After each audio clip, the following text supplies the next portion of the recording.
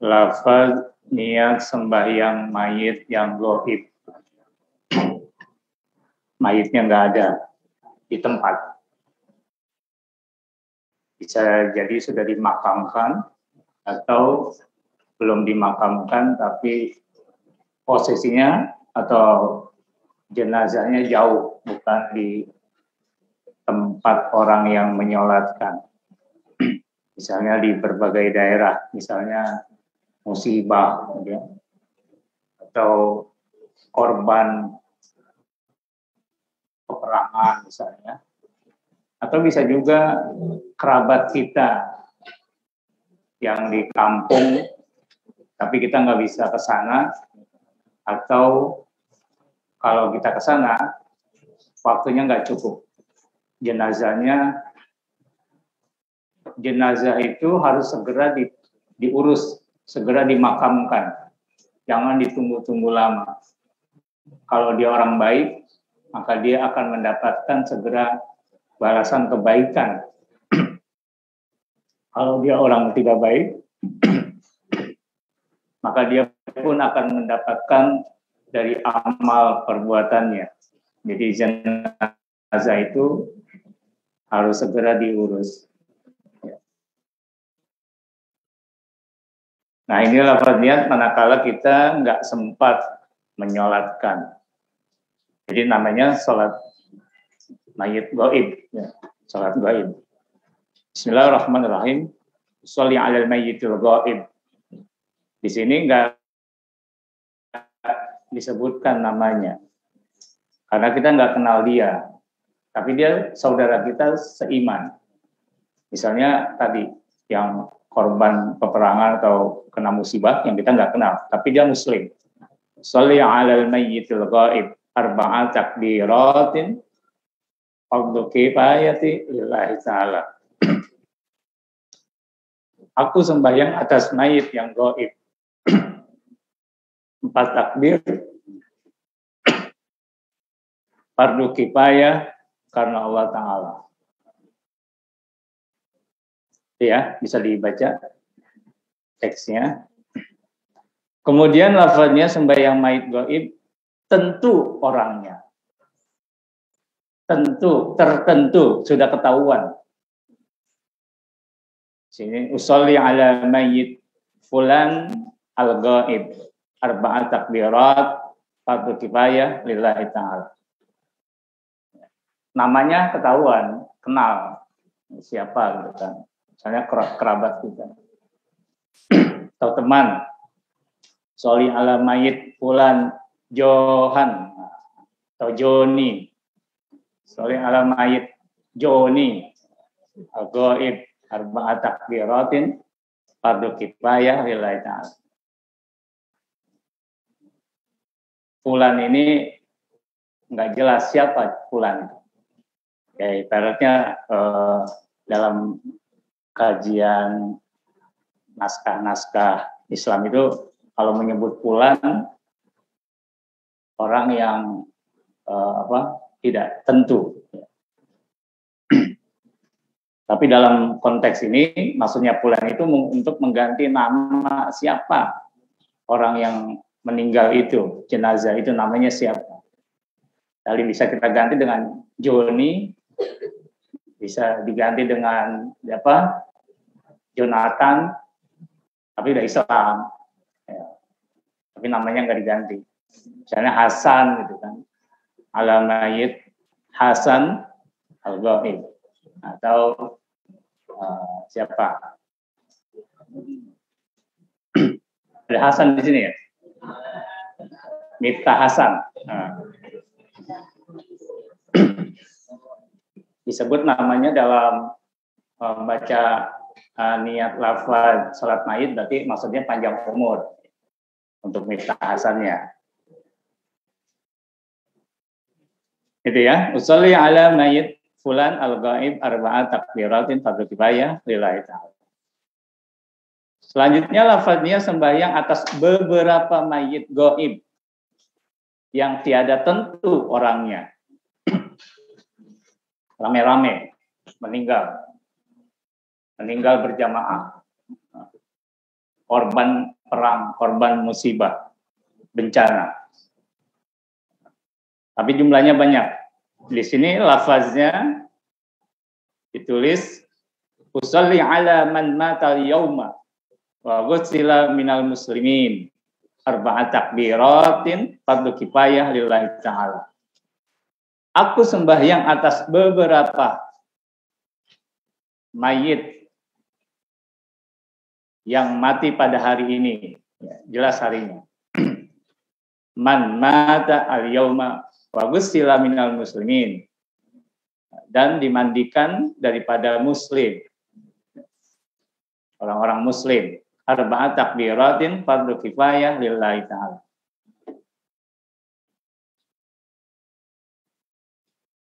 Niat kita menyolatkan yang beragama Islam. Misalnya yang dapat musibah, yang bencana itu yang meninggal adalah juga orang agama lain. Niat kita untuk menyolatkan mereka yang agamanya Islam. Karena bagi agamanya berbeda, jenazah yang agamanya bukan Islam, itu kita nggak wajib dan tidak boleh menyolatkan. Karena dalam sholat jenazah ada doa, Allahumma gfir lahu warhamhu wa'afihi wa'fu anhu. Sementara akidahnya beda. Selanjutnya, ini suatu faedah diriwayatkan daripada Nabi SAW, bahwasanya bersabda beliau, tiada jua datang atas mayit yang lebih keras pada malam pertama, maka kasihanilah akan dia dengan sedekah. Artinya, mayit itu kan mendapatkan, akan didatangi oleh malaikat rahmat, munkar nakir ya, yang menanyakan mayit dalam kubur. Nah, itu bagi yang ahlul surga, ahlul khair, ahlu surga, insya Allah. Nah, kemudian dia mendapatkan kebaikan, mendapatkan nikmat kubur. Tapi bagi yang bukan ahlul khair, yang berkelimang dengan dosa, sampai meninggal tidak sempat bertaubat, dia tentu akan mendapat siksa kubur. Tapi bagi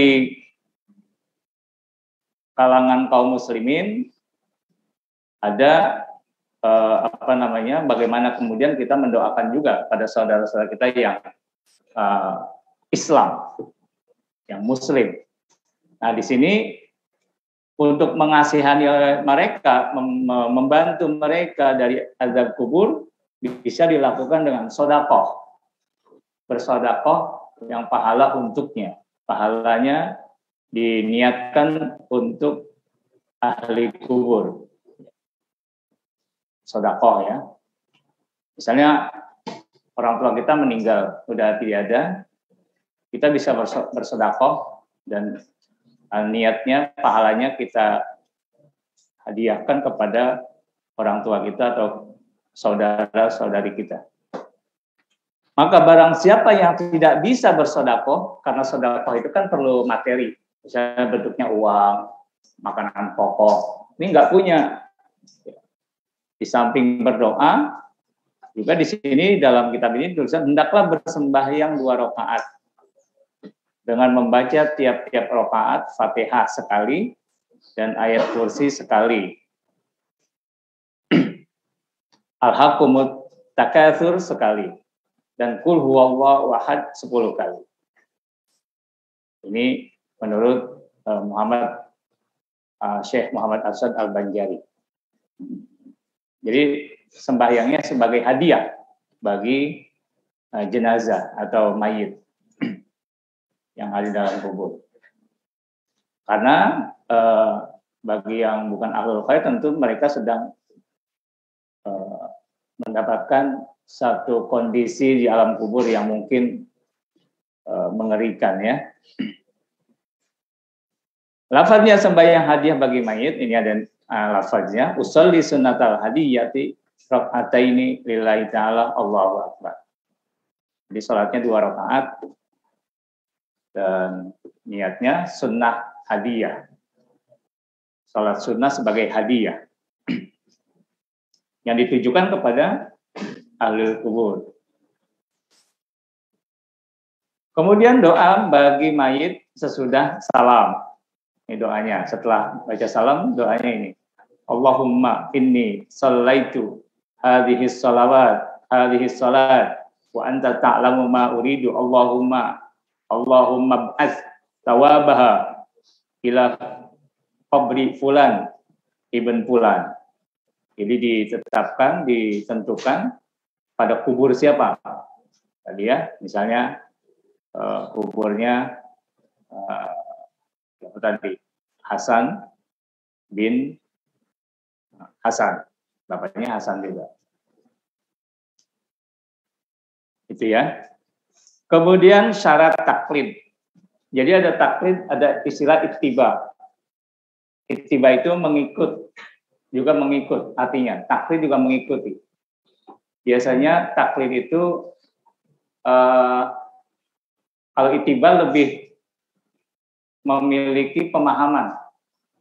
Kalau taklid biasanya bagi orang-orang yang benar-benar awam tentang satu hukum misalnya, atau dia bermazhab kepada siapa, atau kepada ulama siapa, dia taklid. Karena dia nggak memiliki pengetahuan, pemahaman yang yang sempurna sama sekali. Maka dia ngikut aja. Tapi kalau ittiba biasanya dia masih memiliki kekuatan untuk bisa menelusuri tentang dasar hukum apa. Terutama terkait dengan perkara-perkara fikih yang dilahirkan oleh para imam mazhab. Kayak Indonesia, mazhabnya mayoritas mazhab Syafi'i. Dan ulama-ulama yang mengikutinya disebut Syafi'iyah, yang mana mereka bermazhab Imam Syafi'i. Dan kita ngikut kepada ulama-ulama yang bermazhab Imam Syafi'i. Gitu. Bagi orang-orang awam yang tidak bisa dan tidak punya waktu barangkali untuk menelusuri lebih dalam, ya udah taklid aja. Bukan taklid buta ya, taklid buta itu yang nggak boleh. Adapun syarat taklid itu 5 perkara. Pertama, ini contohnya ya, ini dalam perkara zakat. Pertama harus ada niat. Seperti diniatkan sahajaku taklid mengikuti madhab Imam Syafi'i. Jadi dia bertaklid kepada madhab Imam Syafi'i. Mengharuskan pada pihak mengeluarkan hukum zakat fitrah. Ini contoh ya tentang perkara zakat. Dia ngikut kepada madhab Imam Syafi'i dengan ketentuan-ketentuan zakat fitrah. Ya.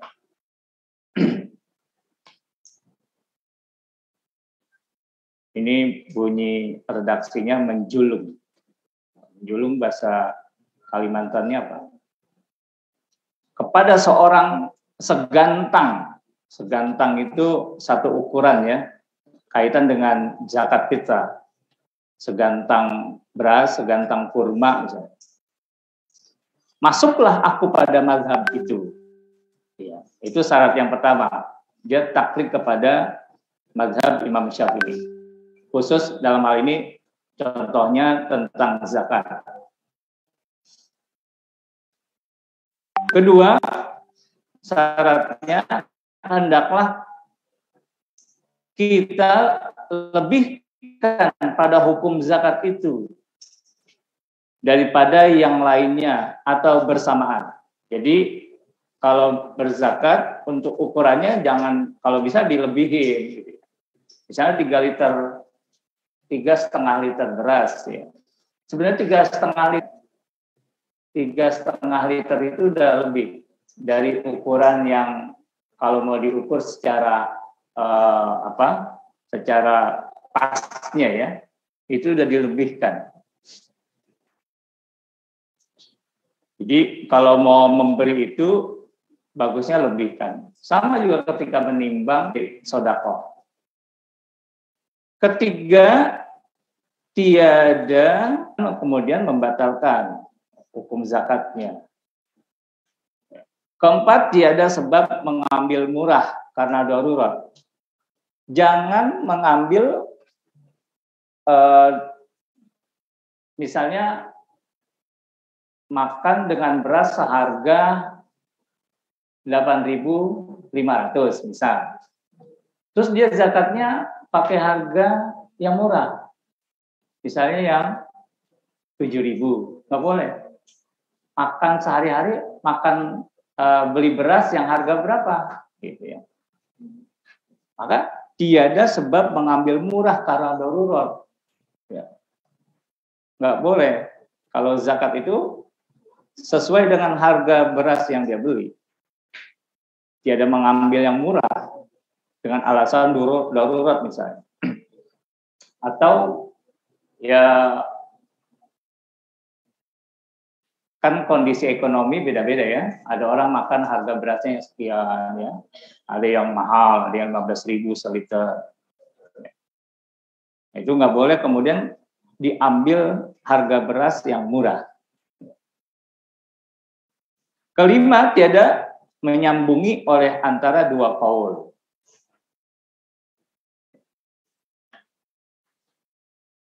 Kemudian kita masuk syarat sembahyang. Sembahyang. Syarat di sini maksudnya syarat sahnya ya. Adapun syarat sah sembahyang itu 6 perkara. Pertama, mengetahui akan masuk waktu sembahyang dengan yakin atau dengan zon.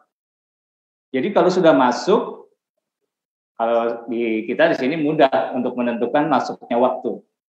Tapi biasanya kalau di kita ke satu daerah yang kita nggak tahu, atau mungkin nggak bawa jam tangan atau ukuran waktu gitu. Bahkan misalnya kondisi mendung, cuaca mendung, itu bisa dengan zon, ya mengira-ngira gitu. Itu harus tahu masuk waktu sholat. Baru sah. Sholat di luar waktunya yang nggak sah. Misalnya zuhur jam 12. Dia sholatnya jam 11.55. Yang nggak sah. Dulu sering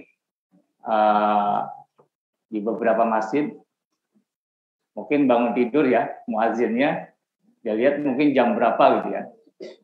Dalam lihatan dia sudah masuk waktu zuhur. Akhirnya dia azan. Padahal belum masuk waktu zuhur. Akhirnya kan biasanya di satu masyarakat pada kaget. Oh udah zuhur gitu kan. Nggak taunya tuh muazzin habis bangun tidur dia salah ngeliat jam. Dikira udah masuk waktu zuhur, dia azan. Heboh akhirnya. Untung nggak diterusin kan. Dia juga ditegur biasanya. Hei, belum masuk waktu zuhur, udah azan aja. Di sini pernah nggak?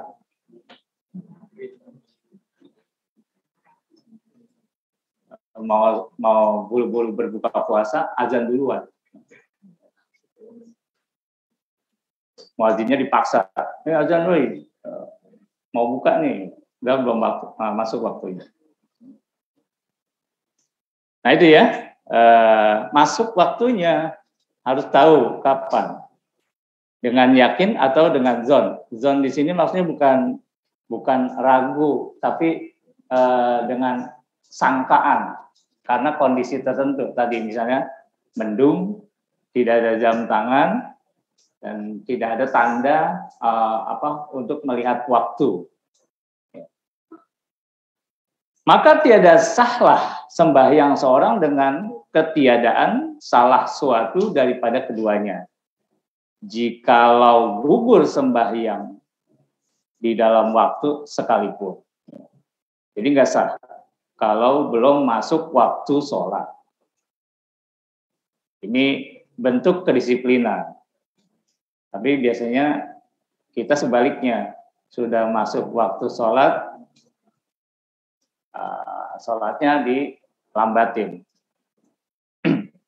Sholatnya, kalau azannya tepat waktunya, tapi sholatnya lambat. Misalnya di akhir waktu. Kita di sini maksudnya pribadi-pribadi gitu kan. Kalau di sini kan pas waktunya di pesantren karena sudah satu sistem, satu lingkungan. Biasanya kalau di rumah ya itu sholatnya ditunda-tunda, entar gitu. Sampai di penghujung waktu baru sholat.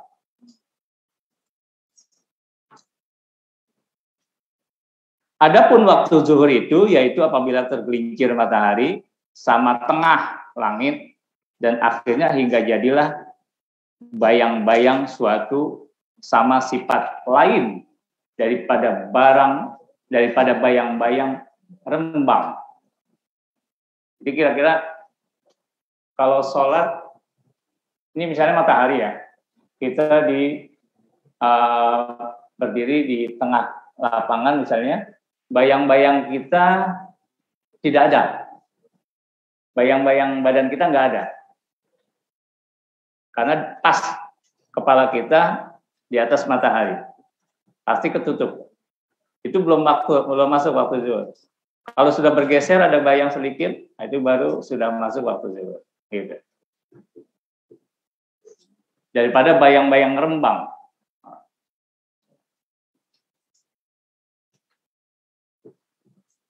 Waktu asar ya. Waktu asar itu apabila lebih sedikit bayang-bayang suatu daripada sifat yang lain daripada bayang-bayang rembang.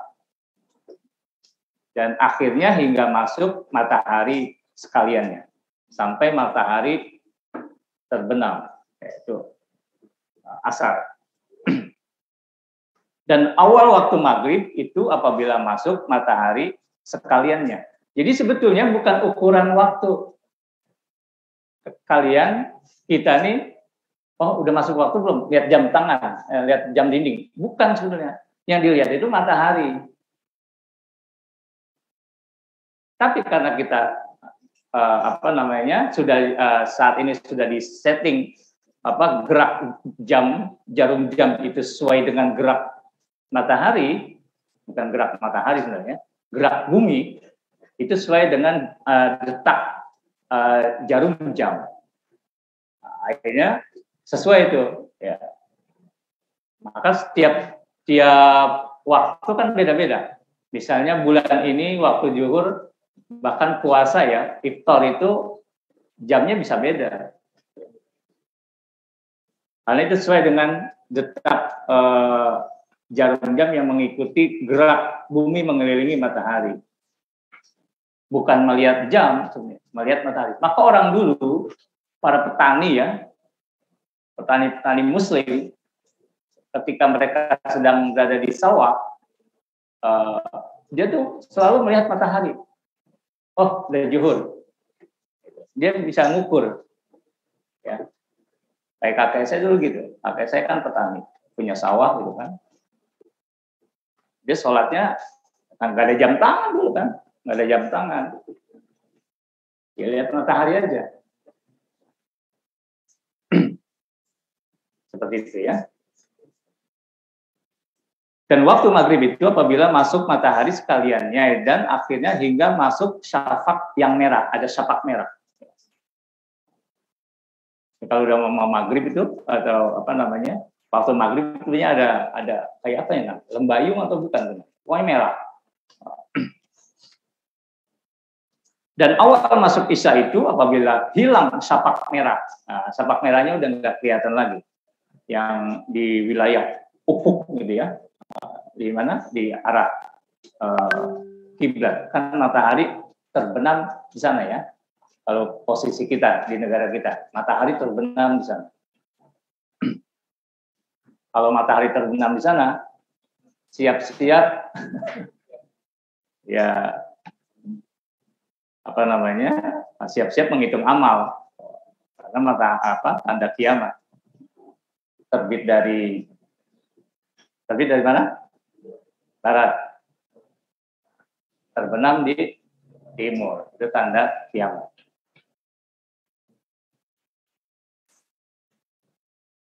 Dan akhirnya hingga terbit fajar shodiq. Fajar shodiq itu hanya isya ya. Dan awal masuk Isya itu apabila hilang syapak merah dan akhirnya hingga terbit fajar sodik. Sodik kan fajar yang benar, ada fajar kadzib.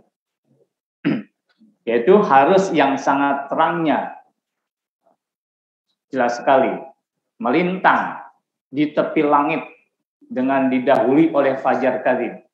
Fajar kadzib itu yang kira-kira belum sempurna banget fajarnya, yaitu harus yang lanjut kemudian mengiringi akan dia. Dan awal waktu subuh itu yaitu apabila terbit fajar sodik, dan akhirnya hingga terbit matahari waktu subuh. Jadi kalau ibarat kita ketiduran, bangun-bangun misalnya jam 6:30, ya karena belum sholat subuh ya sholat subuh saja, bukan karena faktor iseng aja atau karena faktor yang melalaikan gitu ya. Kedua, syarat sah sholat itu menghadap kiblat, yaitu Ka'bah dengan dada, maka menghadap ain Ka'bah itu wajib dengan yakin jika hampir, ya, dan dengan zon jika jauh daripadanya. Jadi ukurannya menghadap kiblat itu dada kita juga menghadap ke sana. Dada kita jangan miring begini.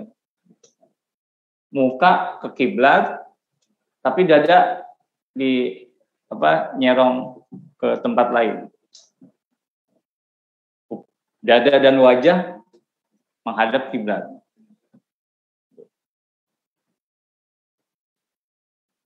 Ada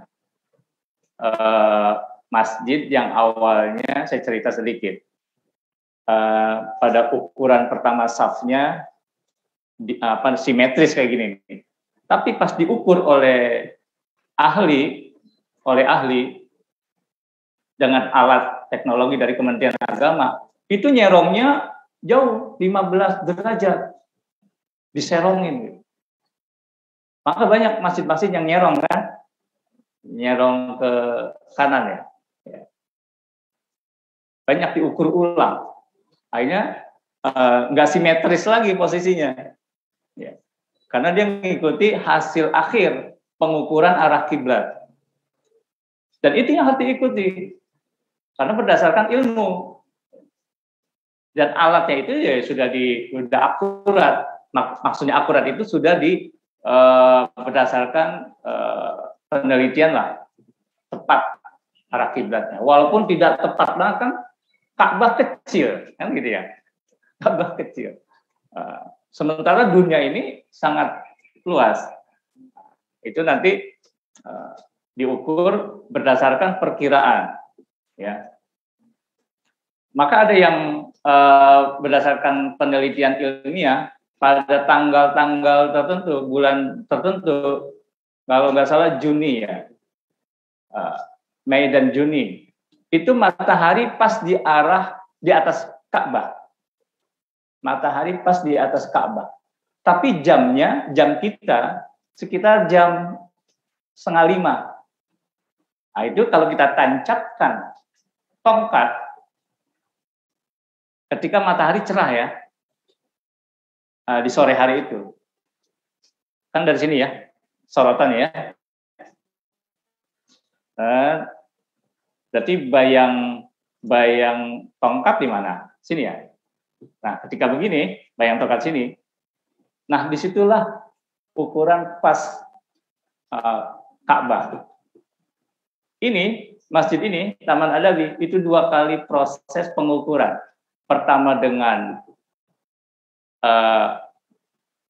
pas matahari di tanggal dan bulan itu, saya waktu itu mengukur. Yang kedua, minta bantuan dari Kementerian Agama Depok. Jadilah begini. Ini sudah diukur dan cocok. Ukuran yang waktu saya ukur berdasarkan matahari di atas Ka'bah itu dengan hasil pengukuran dengan alat yang dilakukan oleh Kementerian Agama Depok. Jadi ini pas. Jadi nggak simetris kan jadinya. Jadi jangan ngikutin badan atau ruang masjid. Nah, kalau mau bikin masjid, ngukur dulu arah kiblat. Gitu. Biar nanti enak ngelihatnya. Sebenarnya kalau gini kan nggak enak ya. Posisinya begini, tapi arah kiblatnya ke sini. Walaupun itu nggak mengapa. Yang enak itu diukur dulu, baru mengukur baru mengukur bentuk atau ukuran masjidnya. Aku banyak masjid-masjid yang berubah arah kiblatnya. Jadi menghadap kiblat.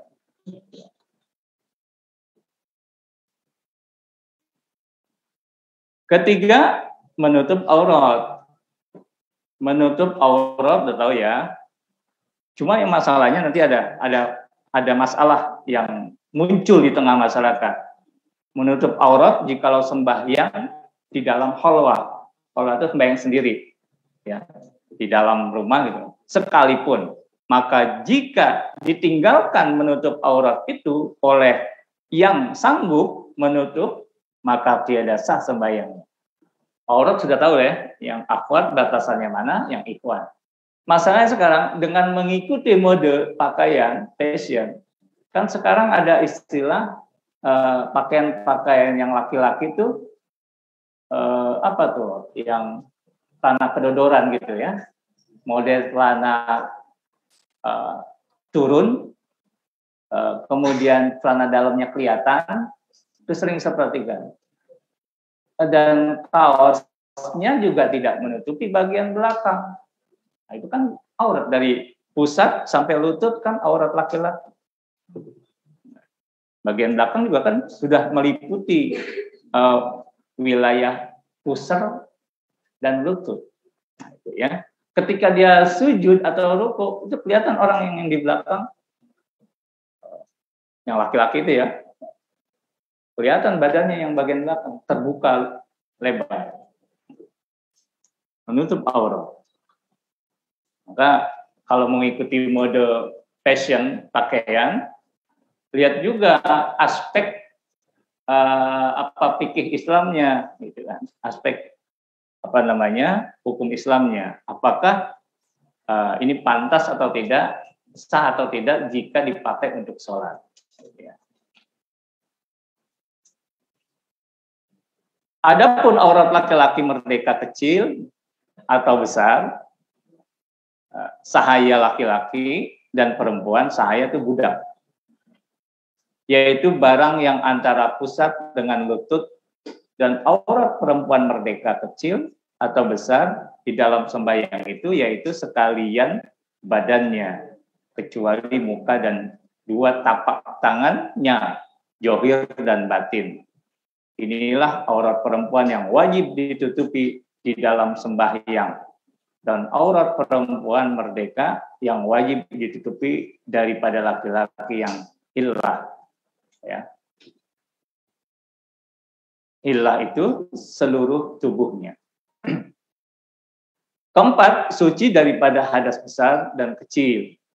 Tiada sah sembahyang seorang berhadas besar seperti keadaan junub atau haid atau nifas atau wiladah.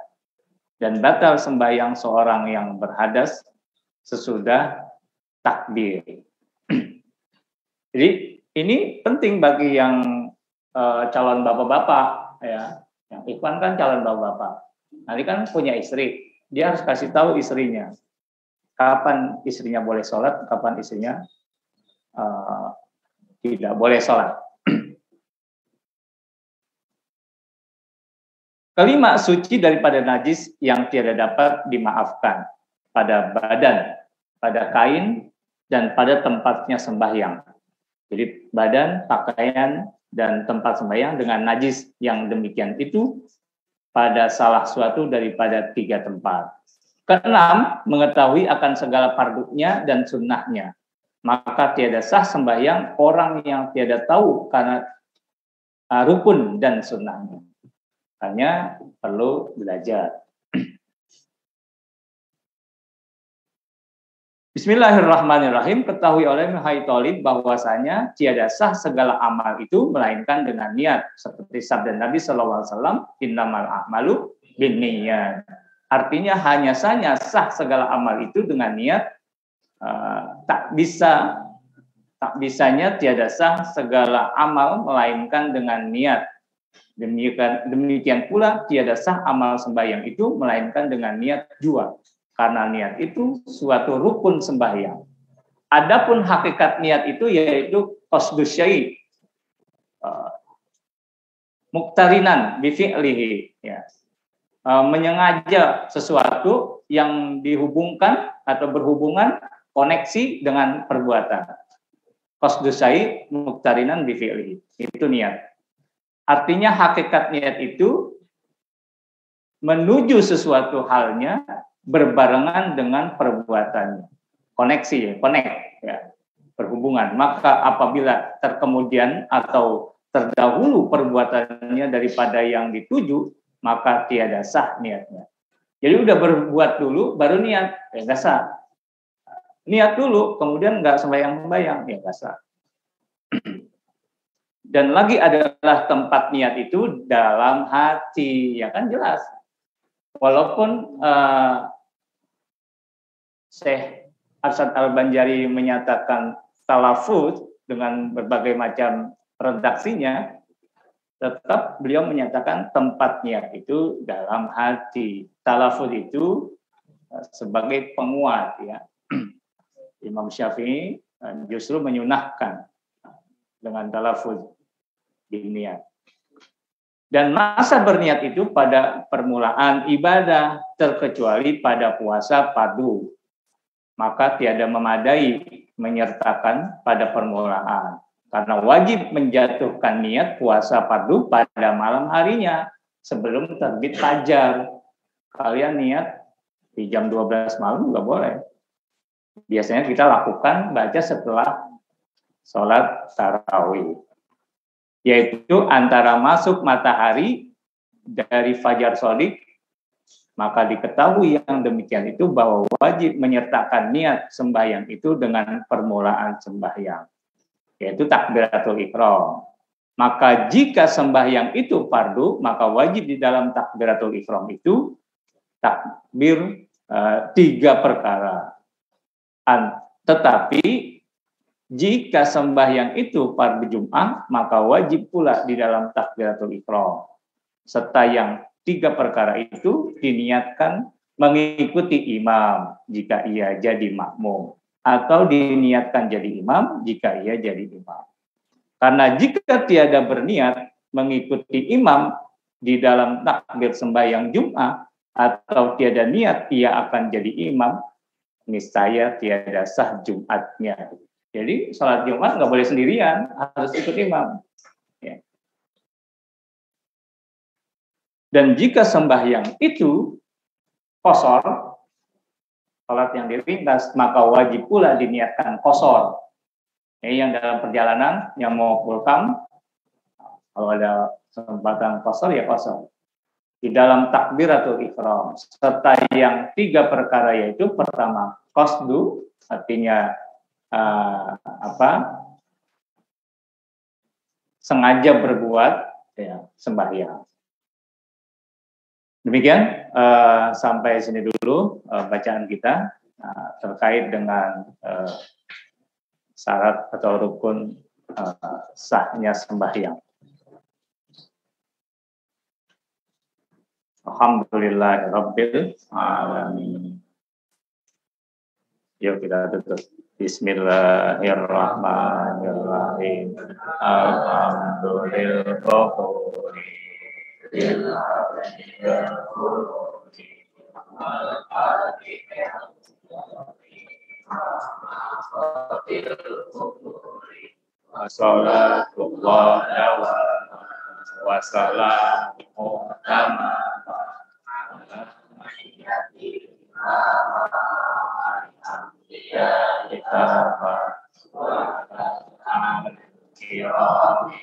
Wasabdikan nujumi bil qulwatil marami bil wal adami Ya Rabbana tarafna li'annana tarafna wa innana asrafna wa asrafna Fadhu alaina tauba tafsiru kulla awba wastur lanal awrati wa aminir rawati waghfir liwalidina rabbi wa mauludina wal ahli wal ikhwani wa sairil millani wa kulli dhi mahabbah au jiratin au sohbah wal muslimina ajma'ina rabbi asma fadlan wajudan manna la bihisabi minna il mustafa rasuli na'wa bi kulli suri sallallahu wa sallam rabbi alaihi adal akhir wa alihi wa sahbihi wa sallam